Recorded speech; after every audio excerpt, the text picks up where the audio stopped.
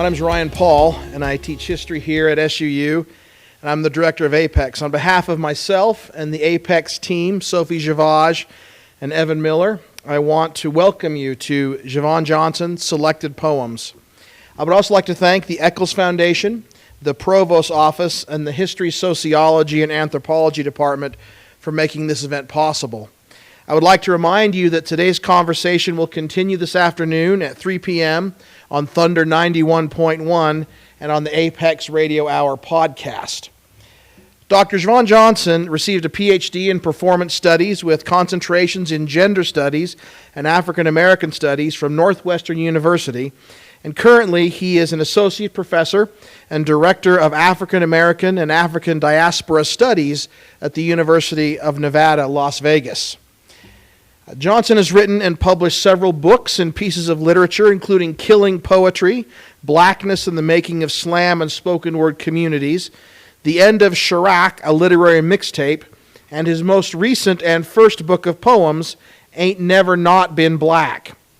And I would like to note that we do have copies of Ain't Never Not Been Black for purchase in the lobby, and Dr. Johnson will host a book signing after his presentation. Additionally, Dr. Johnson has published in Text and Performance Quarterly, Liminalities, The Black Scholar, QED, A Journal of Queer World Making, Critical Stages, The Root, and others. Dr. Johnson has become a well-known and influential figure in the performance poetry space and continues to inspire many through his work. Dr. Johnson is a creative scholar who has mounted exhibitions at the California African American Museum, where he managed the history department. A renowned spoken word poet, he released the one-man show Still in 2021, is a 3-time National Poetry Slam champion and a 4-time national finalist, and has appeared on HBO's Def Poetry Jam, BET's Lyric Cafe, TV One's Verses and Flow, The Steve Harvey Show, The Arsenio Hall Show, United States of America with Camus Bell on CNN, and co-wrote a documentary called Crossover, which aired on Showtime in collaboration with the NBA and Nike. It is now my pleasure to welcome Dr. Javon Johnson to Southern Utah University and the Apex stage.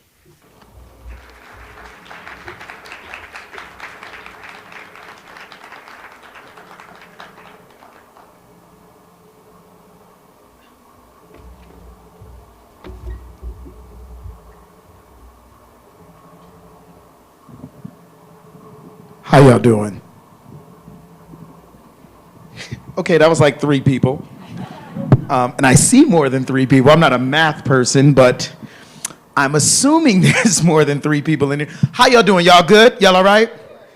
All right, so here's the deal. I'm a real high-energy poet. I promise you I am. But I can't give you all my energy without you giving me some back. That means that if I say something in the middle of these poems, in the middle of this set, that makes you want to clap, yell, holler, high-five somebody, by all means do so.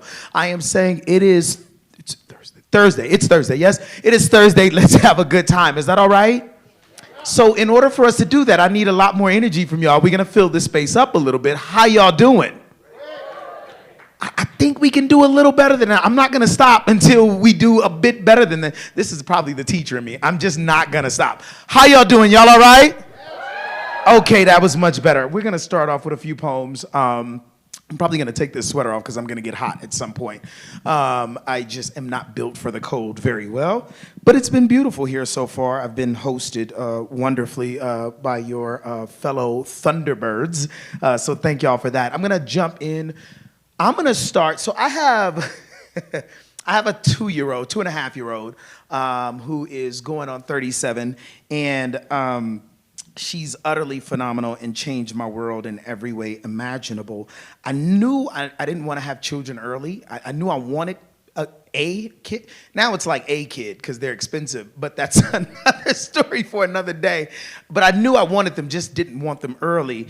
And now that I have one, I was like, oh my, what have I been waiting on? She is utterly, like I'm gonna tell you this. So, and I'm gonna say this before I go into the poem. I wrote this poem, the first one that I'm gonna do, probably like a decade ago. And it's called A Letter to My Unborn Daughter. Everything in me knew that my first child would be a girl child. No clue why I felt that way, just I kind of knew it. And it certainly came into fruition. And I'm getting all sad. I miss her. I get like teary-eyed. I'm not even this emotional of a person, but I talk about her, I get teary-eyed. And so I'm gonna read the first poem. I'm gonna read a trilogy of poems about my daughter. The first one will be A Letter to My Unborn Daughter. The second one will be a poem that I wrote literally right around the time that my wife was 8 months or so. And then the next one I wrote right around the time my child was around 1 year old, right? And I kind of write about her all the time. Let me do this real quick. There we go. Now I have lint everywhere, but it's all good. We'll work. A letter to my unborn daughter. Baby girl, you should know that your dad only knows two options. He knows go hard or go home, nothing in between. You'll soon learn that your dad loves this way. You'll have a hard time understanding how anyone in this world would ever call me mean. Not my dad, you'll say. He's the kindest man in the world. Someday you'll come to understand that I've reserved the sweetest parts of myself just for you. See, on random nights, we will slow dance together till we both tire out and fall asleep. Some mornings, we will dress in our finest clothes and go wherever you like. We will share inside jokes so big you could imagine the forever on them. And every morning on your birthday, I will wake up and sing a song that I wrote for you the day before. This will be really cute up until the time you turn 18 and I show up to your college dorm. Your friends will say, your dad's a bit much. And you'll say, yes, he is. But it's the best way to be loved. Baby girl, you should know that there are drawbacks to this kind of love. When you go on your first date, I will be there. I will put my arm around this person, whisper softly in their ear, whatever you do to her, I will gladly do to you. You both should know that I spent like 2.5 days in jail, so I'm comfortable with all kinds of things, baby girl. If you wanna go where in the world, wearing those short shorts with your butt hanging out, guess what your dad's gonna do? He's gonna buy himself a pair, and our butts are gonna hang out together the way God intended for family to do so. We'll see how cute you think that is. And if you wanna go around sleeping with all the guys in the world, guess what your dad's gonna do? That's right.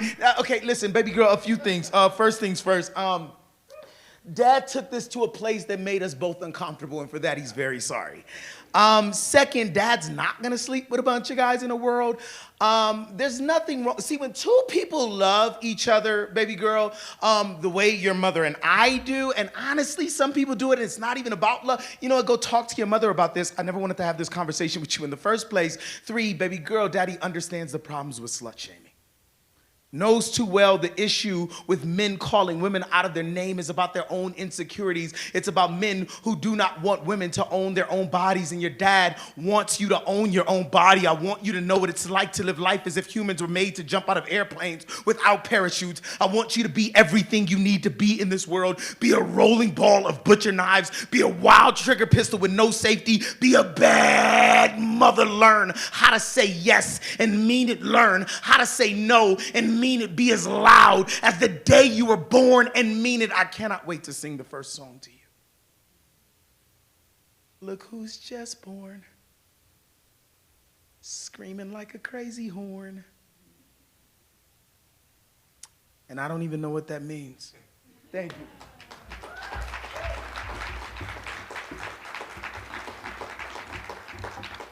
There we go. So, here we are. Yeah, so the interesting thing, my daughter has a big head like me, and so that's great. She's really fresh. She thinks she's funny. She knows a knock-knock joke. I still don't know what she's saying. but she says it and expects everyone to laugh. I love it dearly. When Glenn Rice grabbed the last rebound at the end of Game 6 of the 2000 NBA Finals to put away Reggie Miller's Pacers, a then 21-year-old full-hair Kobe Bean Bryant jumped in Shaquille O'Neal's arms. The Mamba went from hugging the big man around the neck like a clingy toddler to throwing both arms in the air. Kobe's legs wrapped around Shaq's waist. The giant, almost in tears, held him tightly with both arms. And honestly, this is really just a story about two grown men holding one another. The way I think all men really want to be held, especially those of us who cannot say so. That was a good time for us LA boys then. Master P owned the airwaves and what is a No Limit record except for a hood soundtrack, except for a hood soundtrack for black children who are dare to dream as if they're bigger than the sky. My uncle used to pile the neighborhood boys into a brown 1988 Ford Fairlane station wagon to turn us into a basketball team. All of us dreamed that we would make it to the NBA someday. None of us ever did. He ran drills as if he was still in the military, which made sense then because everyone kept calling South Central a war zone. But when my Lakers won, battalions of purple and gold flooded the streets. A Celtics jersey became a landmine, and the way we laughed at Clippers fans meant that it was difficult to tell a terrorist from a hero. Some people went outside to shoot guns into the night sky, and it reminded me that this country became this country by shooting into dark things. But when the Lakers won, my uncle called and saved my life. He said, "We did it," which sounded a lot like "I love you," and I believed him. And I still do. See, basketball is a black boy's love language. A Magic Johnson's fast break is still one of the sweetest things you can say to me. A Kareem skyhook is proof that God indeed answers prayers. And Nick Van Exel's dribbling is still the prettiest love song next to Whitney's "I Will Always Love You." So when my Lakers won that title, I got down on bended knee and thanked the Lord. Back when folks still talked at the end of R&B songs, Tony blatantly lied to us about the rain in Southern California. Boys to Men would preach slow sermon after slow sermon after slow sermon. And yes, the church stayed packed. Children, so many of us were conceived to that holy sacrilege of black sound. And now my wife and I are expecting our first child soon. I am already so willing to live for her.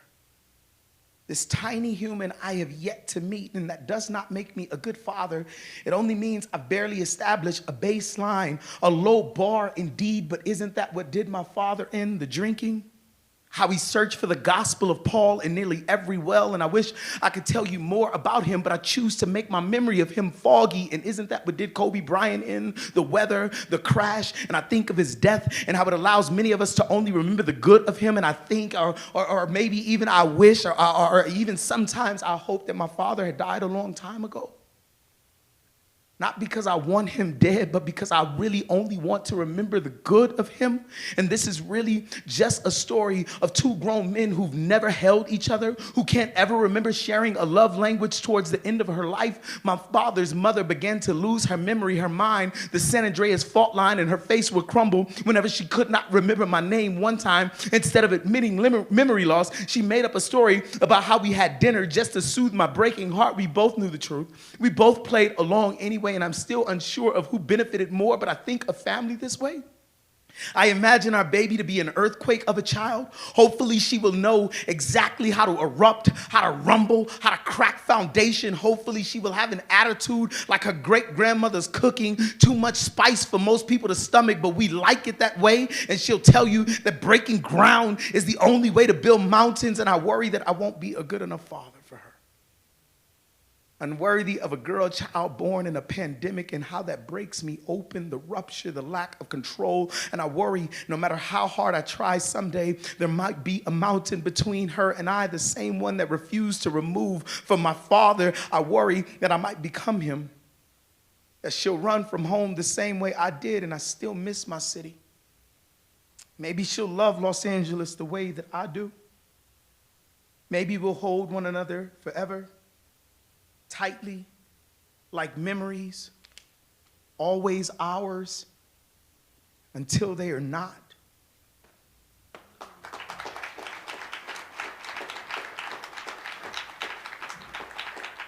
How y'all doing? Y'all still with me? So as I'm learning to father, right, which it's really a job that you learn while you're doing the job, which is wild as a concept. Like, here's a human, figure it out. Uh, it's like, okay, and you take the little baby home. It's like, but what's amazing is the conversations that I often have with other parents. And, and it's phenomenal. But one of the things that was really interesting to me before I go to that part that I thought was really fresh. So my daughter has been in school since she was like 1 year old, right? 1 year old, and so I pick her up, and I know everybody that she knows because she's like 2. Right? I know your whole. But then I picked her up, and it was a teacher from across campus that knew her name, and they had like a game that they played. And I was sitting there watching it, and it was the first, I said, oh, my child knows people that I don't know. That's a wild concept. And so what was wild about it is I'm watching her world grow in real time, right? That this will increase, right? That she'll know more people that I just don't know, which means that I become a less and less like thing, like I'm no longer the totality of her world. And that's a natural function, but it was just wild to watch. And so I have these conversations with all kinds of parents. And many of the conversations had led to this poem. The first time I prepared food for my daughter, she grabbed, with my daughter. I'll start that over. The first time I prepared food with my daughter, she grabbed everything in sight and yelled mine and immediately burst into laughter. She enjoys chopping things way too much for my comfort level. I'm excited though, right? Because one day I'll get to teach my baby how to make one of my favorite desserts. A traditional pound cake requires exactly 1 pound each of flour, sugar, butter, and eggs. Did y'all know that? That's where the name comes from. Not a lot of people know that, and that's where it comes from. So during the pandemic, I read a lot about food studies, and not food studies, but food science, fascinating stuff, and I became a chef in my own head, but that's another story for another day. A traditional pound cake requires exactly 1 pound each of flour, sugar, butter, and eggs. Flour gives structure. When mixed with water, wheat flour proteins interact to form gluten. It is this elastic gluten that stretches during the cake's rising. Sugar, of course, sweetens. Butter, a fat, provides flavor, but it also moistens the cake, while eggs, interacting with the flour, provides height and texture. My mother taught me how to make a proper pound cake when I was less than 10 years old. Sometimes we had to beat it by hand, mixing all the ingredients to ensure it would raise right, but being careful to never over whip. I want to pass this tradition down to my daughter. Teach her the old ways, but I worry about what it means to teach her that we have to beat things to provide them structure. I was in middle school when I was whipped to the point that it left scars on my body I could see to this day. My parents ensured me it had to be done, make certain that I would be a sweet child raised right, in my family. When we talk of physical punishment, the generation before loves to tell us how they had it worse, that we have it so much better now. They treat their scars like heirlooms, point to them and tell stories of abuse like they're the only antiques we have left to pass down to our children. I've seen multiple versions of the pound, the belt, the switch, the backhand. My mother had multiple versions, one with 7-Up, one with cream cheese, and another with a hint of lemon. Purists say that these alternative ingredients make it something other than a pound cake. They say it is weird that we've become accustomed to calling 2 different things by the same name. When I tell people that I will not hit my child, they say spanking and beating are not the same thing. I say it's weird that you are now willing to give the same thing 2 different names. When I tell people that I will not hit my child, they snicker, laugh, and say they thought the same thing, as if the joke is somehow on us. When I tell people that I will not hit my child, I want to be her safe space. I want to be her prayer. I want to be her life raft in the face of the iceberg, the warm blanket, and the lighthouse that guides her back to shore. I want to be her shore. Sometimes my daughter places her head in the cave of my chest. And sometimes she falls asleep there. And I want her to know that every last part of me will always be a home for her. I want her to be sweet, colorful, and well-raised,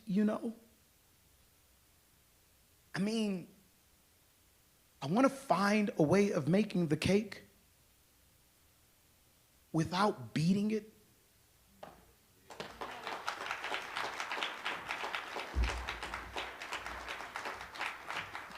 All right, y'all still with me? Yes, yes. All right, here we go. So we'll get into this. So I'm also a university professor.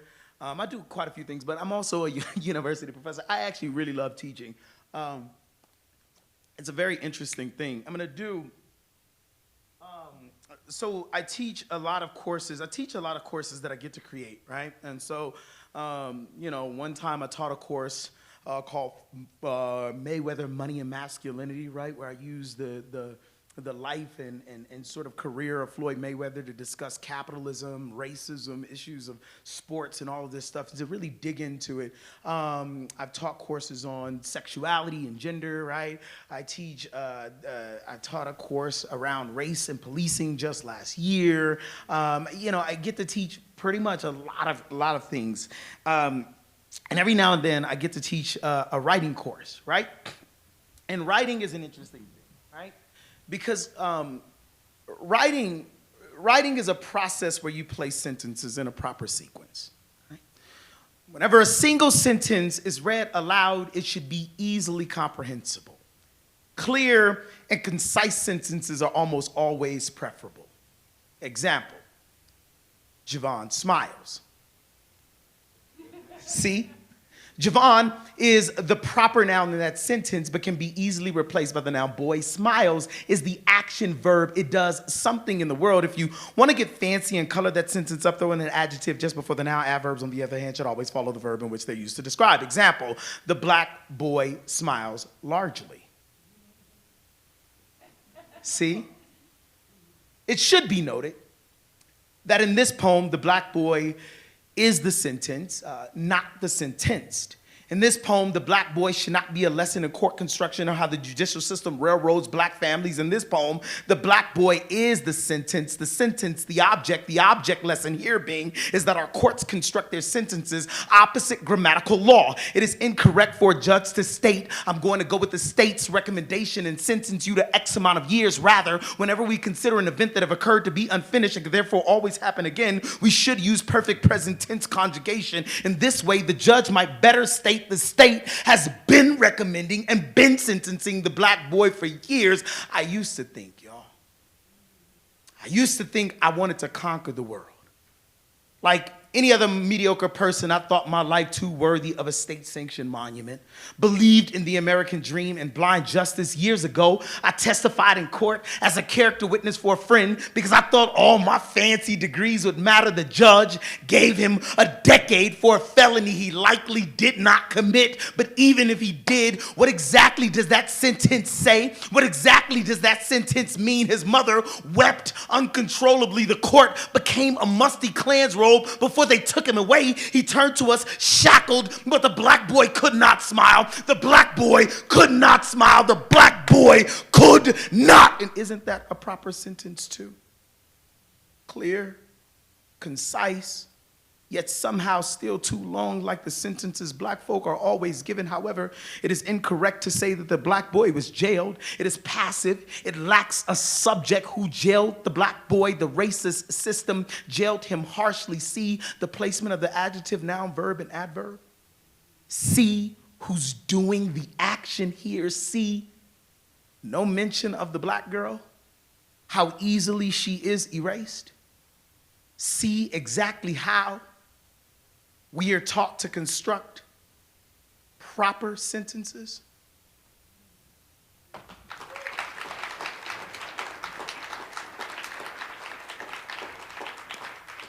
I am a full-time university professor, and my job is exactly as sexy as it sounds. On most days, I simply do an ungodly amount of reading, and when I'm not doing that, I'm teaching, and when I'm not doing that, I'm either prepping for classes or grading students' work, and when I'm not doing that, I'm mentoring students, and when I'm not doing that, I'm sitting in committee meetings for my department, the university, the disciplines in which I exist in, and when I'm not doing that, I'm trying to conduct a full-time research agenda and a full-time performance poetry career. In other words, I put in work, y'all. I love teaching, though. On most days, teaching is like one of those really complicated math problems where if Johnny had 17 candy bars and then he boarded a train leaving Kansas at 3 p.m., how much longer will it take for him to burn basketballs on the roof before the children start crying again? In other words, it's confusing. But I love how we come together and almost always figure it out. I had this one student, y'all, brown as the border that crossed her, asked me if I think her white colleagues understand that her family had been trying to get her into this college for generations. Said she picked this campus the same way her grandfather once picked fruit, that it was slow and painful. What else was she gonna do? Wanted to know why so many of her colleagues seem angrier with illegal immigration than they do with illegal banking practices. Fact, it would cost this country's government roughly $70 billion to pay for everyone's college tuition at all public colleges and universities. Instead, we spend more than that to subsidize the cost, and another 110 in student loans. In other words, messing up. Instead, we spend more than that and another 110 in student loans when starting salaries begin to drop and cost of degrees begin to rise. Degrees become no different than a fashion statement, a cheap trip that's not even worth the trip to get the bag at the mall. I'm messing that one up. Sorry. Where is my book? I think it's in the book. I haven't done that one in a while, and I started to just run with it like everything was mad sweet. But we'll figure it out. If it's not in this book, which it may not be, I certainly, on my phone, I didn't print it up. I know that for a fact. It was mad sweet. We're probably going to come back to it. Yeah, because it's not in the book. How dare me? All right. Sometimes I forget what I write. Like, I'll tell you this. When people read that bio, I was like, oh, I did do that. That's wild. I was there. It's kind of interesting to hear your bio read back to you because you're like, whoa, relax. It's a lot. It feels weird. I'm like, oh, look at me. I'm going to find the poem and we'll just get it through real quick. Where did it go? Where did it go? Where did it go? There it is. Boom, perfection.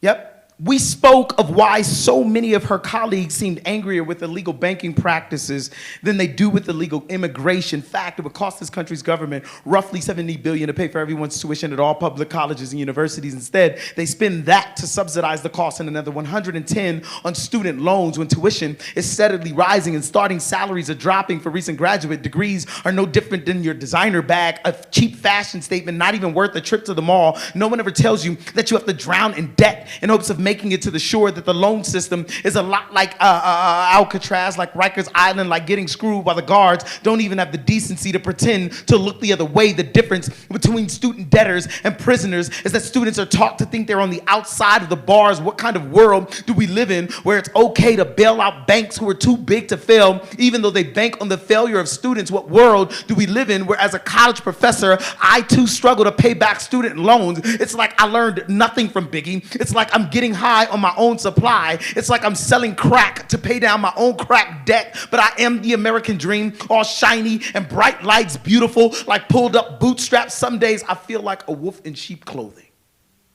Like a shepherd leading his own flock to slaughter. I teach classes on structural racism and gender inequality in a system that is more willing to punish its students for plagiarism than it is for sexual assault. What are we teaching our children when we tell them that the thoughts of dead white men are far more valuable than their own bodies? Students have become nothing more than the Black Friday customers whose pockets have been picked clean long before they walk in the store. The university does not have time to worry about whose body gets trampled in the stampede of it all. But us being here is a revolutionary act. We force them to peel back the curtains to a well-manicured show. We force them and we watch them squirm whenever we open our mouths because they know we're not satisfied with just getting into the tower. We want to claw it down, and that should make us uncomfortable. It ain't called growing pains for nothing. So if Johnny did board that train leaving Kansas with more than $170,000 in debt, leaving at 3 p.m., how much longer will it take for us to realize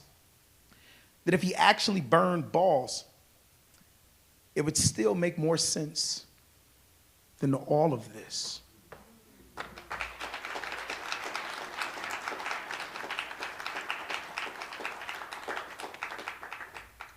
All right, y'all with me? Here we go. I'm going to do this one. Yeah. Sometimes I throw myself audibles in the middle of the play. I think I'm Peyton Manning or something. Omaha. All right, we're going to, that's a football joke for those of us who don't watch football. All right. I also think I'm a really funny person. Like, in my head, I have so many jokes going on. And it's like, I invite you to laugh. You don't have to. You know what I mean? But I'm going to have a good time. So, and I should have been a comedian. I really should have. All right. There we go. I think that's perfect. All right.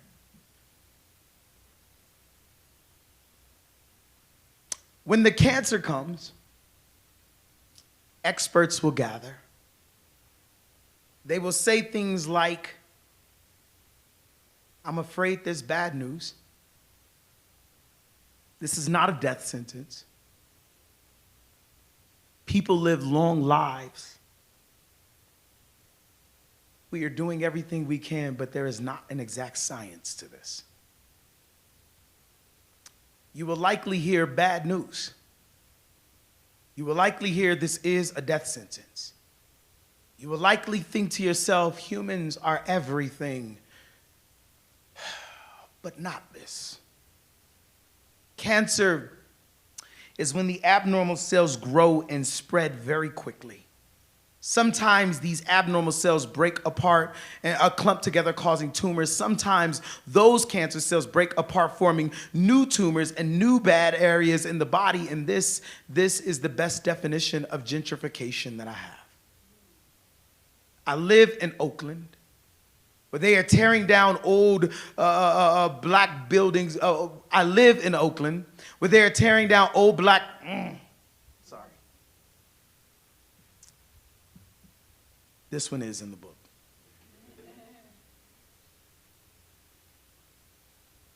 As soon as I find it. There it is. Every now and then I do this poem and I get sad, so bear with me here. I live in Oakland, where those in charge of the city are building up new sky rises quicker than they can tear down old black bodies. Death by crooked cop or crooked crane is all the same. Gentrification is killing us. When the new Oakland residents call the cops on the drum circle filled with people of color, they are trying to stop the heartbeat. When they call the cops on the black church, which had been there for 65 years for being too loud on a Sunday, they're trying to strip Oakland of its soul. To gentrify is to take the body and gut it. It is to treat the entire city like a chop house, and those butchers have no manners. They do not pray over the slaughtered. They do not even have the decency to pretend to make use of the entire carcass. They simply toss out the bones as if there's no need to season the stock. There is no God in this. My stepfather was a pastor. And before that, he was a football coach. And before that, he was a truck driver who delivered food items. He was a man who took care of those who were not his own. He was a high yellow man who sang like he was trying to call the cattle home. He thought his voice was better than what it was, and we let him sing anyway. Because we knew that someday he would go the same way of the house he raised us in. All memory, no longer ours, no longer here.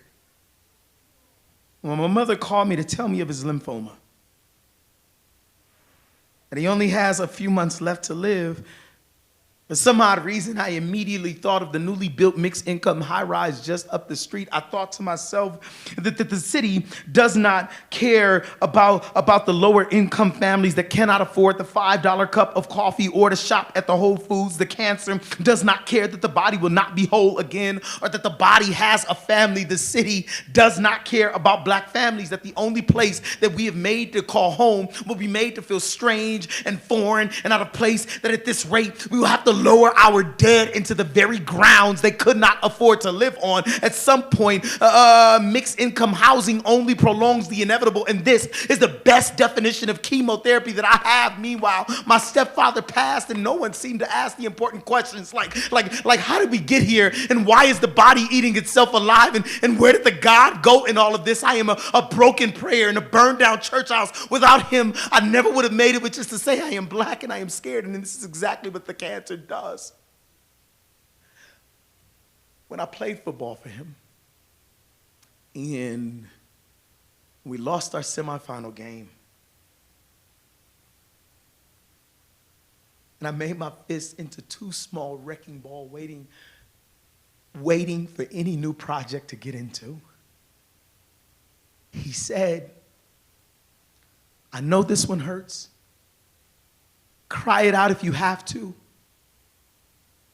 But you gotta keep your head up, you hear me? You gotta figure out a way to get him next time.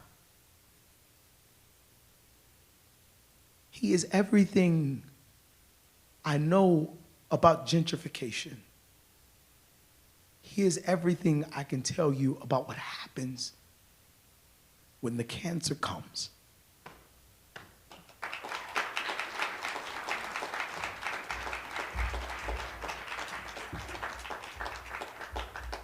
So, I miss my stepfather dearly. Two quick stories about my guy. He used to wear these yellow shorts when he coached. And like they were short, and he was light-skinned. It was a lot for everybody to deal with. I don't know why. I don't know why he insisted. Like they were like here. I was like, yo, man, I was in high school. I grabbed his thigh. I said, this is a lot. He really was an amazing human being.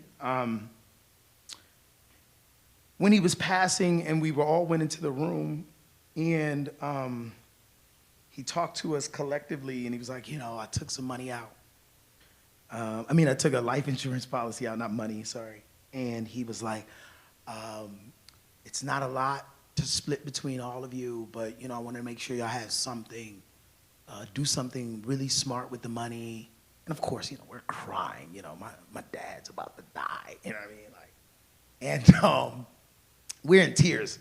And I remember going, nah, F that. I literally cursed. And I don't even curse in front of my parents, but I was like, nah, F that. I'm buying rims, and I'm buying a sound system, and I'm going to stunt on everybody in the hood.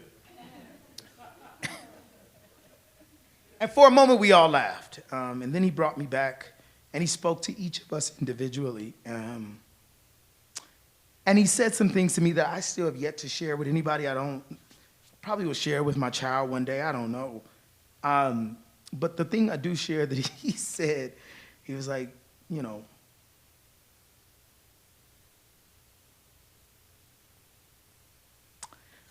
told me to make him smile and keep him laughing. And I really try to do that on a regular basis. I don't read this poem often. It's also about him. But I'll share it today.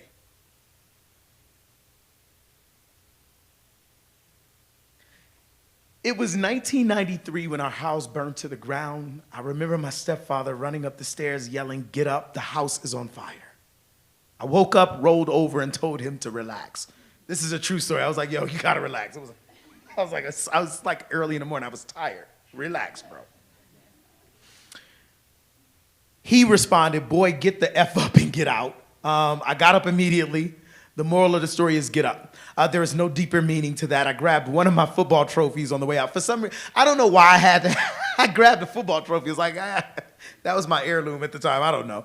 I grabbed one of my football trophies on the way out. The prized possession of my youth, the promise of a football career we all knew was never coming.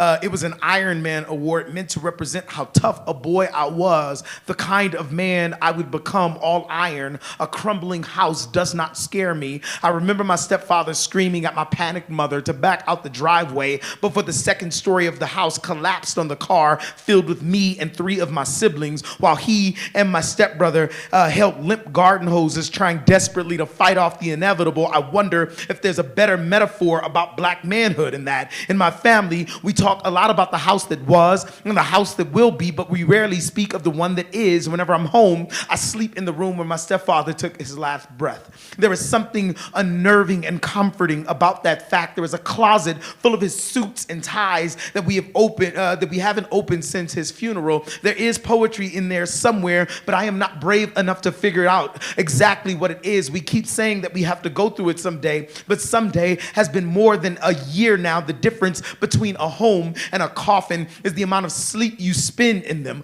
But what is home if not the main vessel and a lifeboat? And what is life if not a beautiful storm? Home is an album full of pictures. It is a drawer full of old birthday cards and my grandmother's recipe, a wobbly dinner table, the rifle my stepfather hid underneath the bed, the prayer I could not bring myself to say the morning of his funeral. It is later that night. At home is a secular gospel, an altar for all things we dare not speak, and 9 smiles. I was 13 when an earthquake cracked the foundation of the house we rented while the other one was being rebuilt. We were told it was unlivable, that it was practically a casket, the inspector said. My parents did their best to keep it together that summer. Me, my younger brother, my cousin, and our friend little Scotty stole cans out of our neighbors' backyards. We recycled them and used that money to play video games and buy ice cream and candy. It was the same summer they decided to close the public pool. The block was especially hot then. We saw the death toll rise. I guess people figure if you can't beat the heat, you ought to pull it. My stepfather warned us not to run the street, said that we were not safe there, said without irony that we needed to stay in the house. But what is a man-made structure built on fault lines but a glorious casket? When I die, I don't want to be embalmed. I don't want to be laid in a casket. I want to be buried in a way that is sustainable. I want to grow into a bed of flowers or maybe a large tree, something that gives oxygen, something that supports life. I guess what I'm trying to say is that when I die, I want to grow to be more like my stepfather.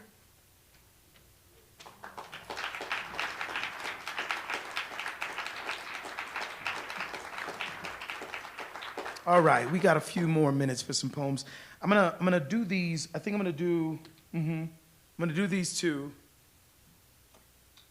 In my head. I'm gonna do these two, and then I'm gonna do a sort of closing, maybe 1 or 2 more, depending on the time. So this this poem that I'm about to do, it went viral, and it consistently goes viral. And honest to God, I hate that it does, and you'll hear why in a minute. But the silly person that I am when it did go viral, and there's no real money in virility unless you learn how to manipulate it. But this was also like 2013. People were still trying to figure out how to make use of internet viral moments, right? We weren't as savvy then as we are now with these moments. But, silly me, it was on World Star Hip Hop. And I don't know how many of you all are familiar with this website, World Star Hip Hop. But the comment section is horrendous. And I read comment sections all the time. They were talking about the fact that I didn't have a neck. I was like, oh my goodness, this is... And I personally don't care because I think it's funny. I was like, yeah, that's kind of funny. But because I don't. And I used to box. And the boxing coach was like, yo, you real good for boxing because it's hard to knock you out because you don't have a neck. And I was like, that's a weird compliment, man, but I'll take it. They told me I had yellow eyes. I was like, oh, no, I need to get some sleep. But I say all of that to say it went viral. And I called my mom at her job. I was like, Ma, quit. We made it. You don't need to work no more. And she was like, what is wrong with you? And I was like, you raised me. Mother up. That's a true story. Mother up. And then she hung up on me. She's like, you have real problems. Click. All right. Poem. That story is so good to me. So I'm driving down the street with my 4-year-old nephew. He knocking back a juice box. Me, a Snapple. Today, y'all, we are doing manly stuff. I love watching the way his mind works. He asks a million questions. Uncle, why is the sky blue? Uncle, how do cars go? Uncle, why don't dogs talk? Uncle, uncle, uncle, uncle, uncle, uncle, uncle, uncle, uncle, uncle, uncle, uncle, uncle, as if his voice box is a warped record. I try my best to answer every question. I honestly do. I say it's because of the way the sun lights up the outer spaces, because engines make their wheels go. It's because their minds and tongues and throats aren't quite like ours. I tell him yes, no, no, yes, no. I don't know. Who knows? Maybe he laughs at me. He smiles, looks out the window, spots a cop car, drops his seat, and says, "Oh man, Uncle 5-0, got a high." I am not happy with the way he raised our black boys. Don't like the fact that he learned to hide from the cops well before he knew how to read. Angrier that his survival depends more on his ability to deal with authorities than it does his own literacy. Get up, I yell at him. In this car, in this family, we are not afraid of the law. I wonder if he can hear the uncertainty in my voice. Is today the day that he learns that Uncle is willing to lie to him?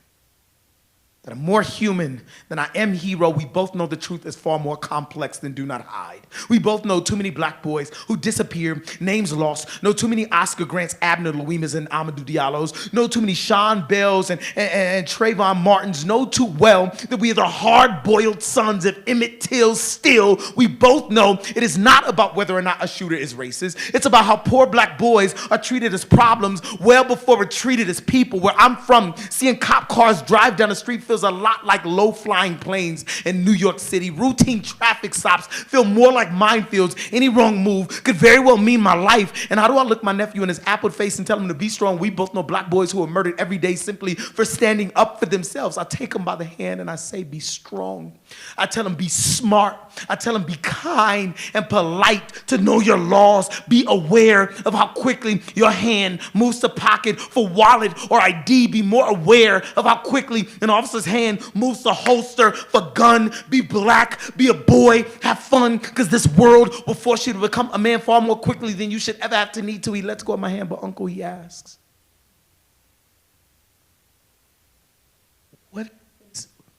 what happens if the cop is really mean?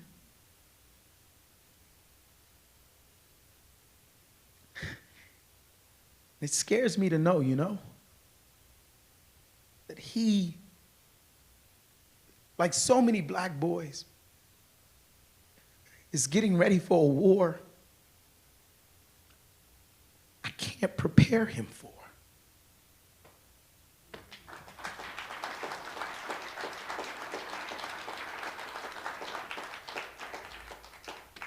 All right. I'm going to save this one for the end. So I'll do this one. Yeah, I'm going to do this one. I am told, I'm going to tell you this. So that nephew now is like 21. He'll be 21 this year. I wrote that poem a long time ago. He'll be 21. He's great. He lives in the suburbs now and everything. Like, my brother moved out of it. My brother's like, I got to get out of here. So my brother moved to the suburbs. He lives this great, like, nice little life. And when he was in high school, that nephew was hilarious. He would call me up. I didn't know I had this much lint on my head. He would call me up, and he was like, yo, Unc. I was like, yo, man, what's good? He was like, the streets is real. I was like, I hate you so much. You watch too many hip-hop videos. Him and my other nephew, they watch way too much. They're funny, though. Love those dudes dearly. Poem, I'm going to do this one. I am told it took me longer than normal to unclench my fist as a newborn child. My mother says this is how she knew her baby boy was going to be a fighter.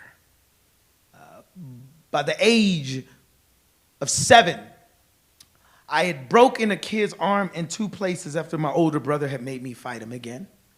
By the time I was 10, I was champion for knocking kids unconscious on a football field. When I was 13, I averaged about 3 fights a month, most. I cannot remember why. When I was in high school, I fought some more. I was shot at a few times. I kicked one kid down the stairs and choked another with my bare hands. I'm not sure you understand why I tell you this. I am not happy about any of this. I want desperately to perform a healthier masculinity, but this world has never allowed me to unclench my fists. I was 21 years old in Mississippi when a truck full of white guys drunk on Confederate flags called me a nigger. I remember wanting to show them how much of a nigga I could be. So I put my back up against the wall, clenched my fist, and told them, do what you gotta do. I needed them to know that these hands are rated E for everybody, and I heard just how much they would love to play catch. Just then, a cop car pulls up, asks them if I was causing trouble. Later, I tell a white college buddy of mine, and he says, good Lord, Javon, do you know how easily you could have been hurt?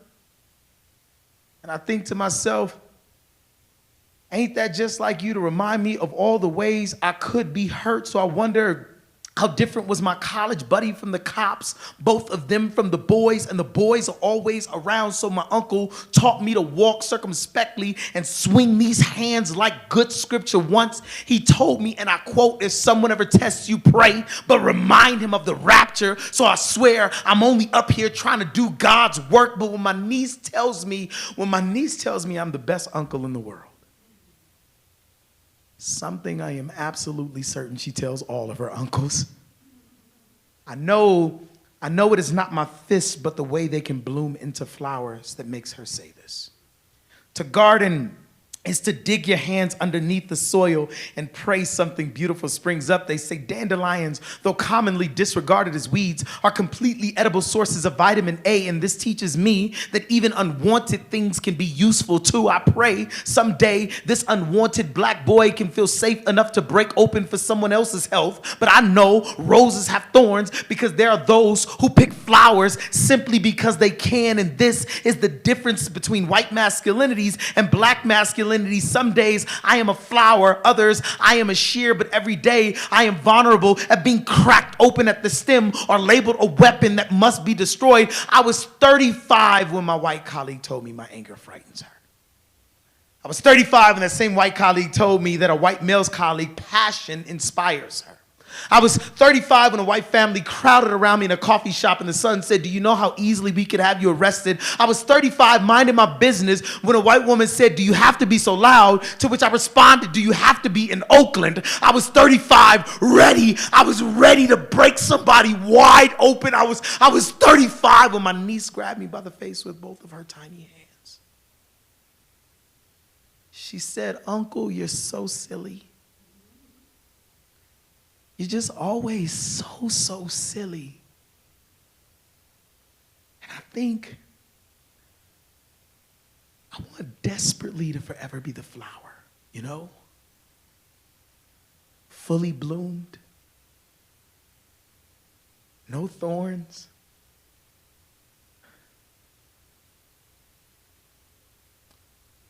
But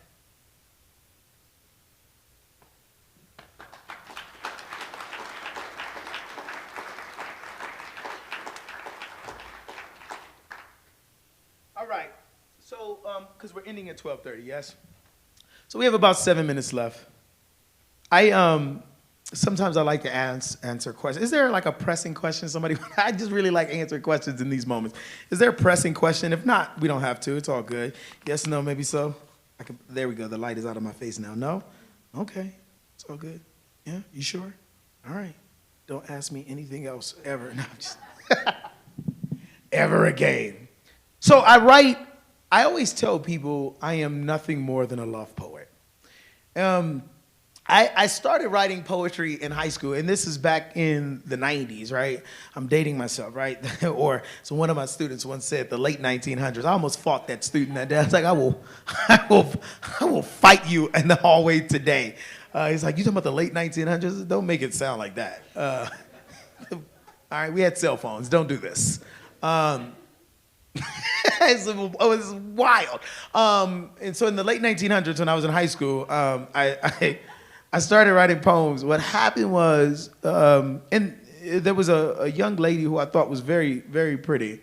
And she was like, yo, I heard you write poems. Now, I have no clue where she got this idea from because I hadn't written a poem a day in my life up until that point. But she was on it, like, yo, I heard you write poems. And I was about to tell her that was the dumbest thing ever, right? Because, this is late 90s. I'm very concerned with my manhood, whatever that meant. And I knew poems wasn't going to be a part of it. So I was about to be like, that's stupid. Get out of here. We don't do that around here. I'm a thug. Yeah, but you also can't spell thug without hug, by the way. The point that I'm ultimately making is she said, before I could tell her it was stupid, she was like, I think it's so sexy that you write poems. I was like, yeah, girl, what's up? You know your boy write poems every day, all day. Let me know when you need one. And she was like, tomorrow. And I was like, oh. So I went home that night and I had the opportunity of being a pure liar or becoming a poet. And I decided on the latter, and the poem was awful. I'm certain it was, but she loved it, right? Like, she was like, this is something about, the only line I remember, I told her something like, her eyes are like the moon. I have no clue what that means, but it worked, and we went on a date or whatever, so you couldn't tell me nothing. But what was smooth about it is, in high school, because of that, she told people, and everybody was like, oh, you write poems like that? So everybody was like, yo, this dude is on the poem game. And so I started just reading poems at like lunchtime. I had a little corner. I was like, love this and love that. And everybody's like, oh my gosh, I was the man. And so what then happened next is that people started paying me money to write poems for their girlfriends, right? Like, dudes was like, yo, you gotta write a poem. Valentine's is coming up. I need a poem for homecoming to ask her out. I was getting paid to do this. I was like, sure, slide your boy $10. It's nothing. And so what was fascinating about that moment is that, in a world where I think we consistently disenfranchise minoritized voices, and in my case, black voices, here was a group of people telling me that not only did they want to hear me, that they were willing to pay to hear what I had to say.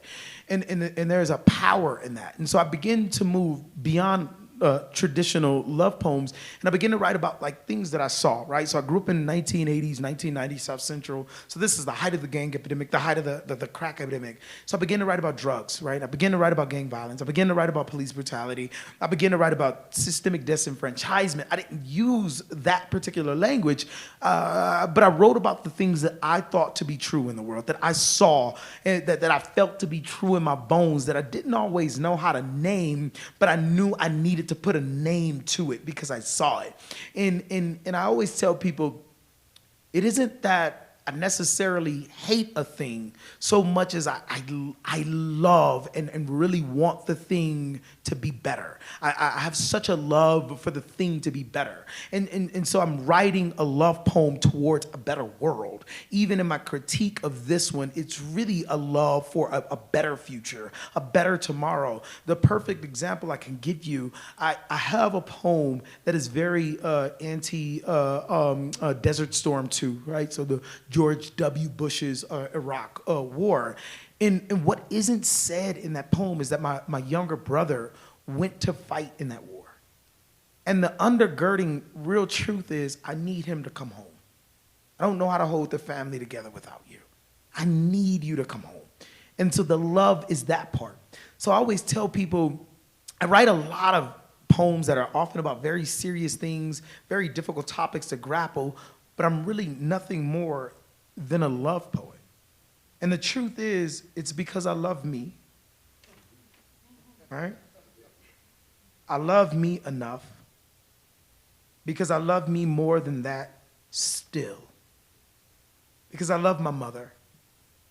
My mother's smile, her big smile, how she tries to hide her teeth, how she speaks with unnecessary S's at the ends of her words, which is to say she speaks in plural, which is to say she loves in plural, which is to say I am learning to love like that, because all I have is love in this body, this aching body, this bad knees and flat feet body, these feet that I get from my mother, who got them from her mother. I think it's God's way of reminding me that I get to walk a world that never opened itself up for them, and I walk it with this black boy body, this black boy joy, because my brothers and sisters' laughter, because my nieces and nephews' laughter, because before my stepfather passed, he told me to keep them laughing, because we love enough through laughter, because we want our heaven now, because my stepfather was a pastor,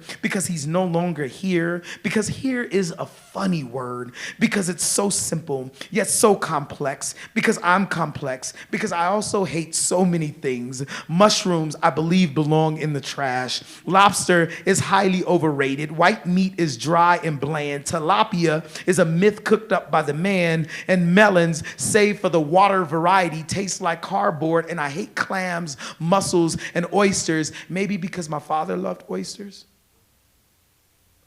But I still love my father. My short father who hasn't forgiven himself.